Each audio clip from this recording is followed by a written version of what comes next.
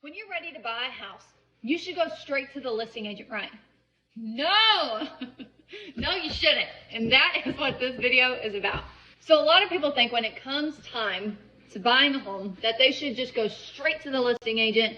And I'm going to give you an analogy that basically explains why you shouldn't do that. Let's imagine that you're in a lawsuit and you're like, instead of going to get my own attorney, I'm going to go to the other side and see if, the other attorney would mind representing me as well, and for maybe a discount. Maybe I can actually get a deal off of this. You wouldn't do that, right? Because it would be a conflict of interest. So when it comes to real estate, buying your most valuable asset, I highly recommend that you have your own agent representing you, and here's why. When it comes to buyer agency, believe it or not, it was not a thing until the 1990s. Prior to the 1990s, people were just going to the listing agent, and guess what?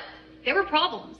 The listing agent was representing the seller and had a fiduciary duty to properly protect that seller and not the buyer, hence the creation of the buyer's agency agreement.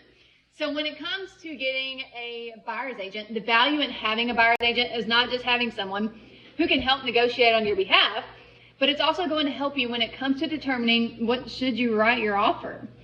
That, let's just say the house has been sitting on the market for a long time. You shouldn't just go in and offer full price if it's been sitting on the market for over 90 or 160 days. Well, then what price should you offer them? A local real estate agent is going to know exactly what fair market value is and give you a strategy on what you should write it at. If you go straight to the listing agent and they say, well, just give me full price, that will work out just great, won't it? No, it won't work out just great. P.S. In Texas, it is legal for a real estate agent to represent seller and the buyer, as long as the seller is okay with it. But P.S. In Texas, it is legal for a real estate agent to represent seller and the buyer, as long as the seller is okay with it.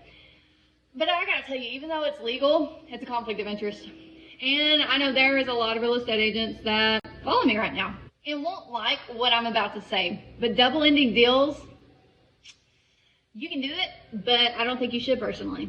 So I highly recommend that you have someone negotiating for you on your behalf, helping you with value, and lastly, making sure that anything wrong with the property, that maybe it's something in there that's a deal killer, maybe there's a broken foundation, maybe there's going to be too many repairs that you wouldn't be comfortable with.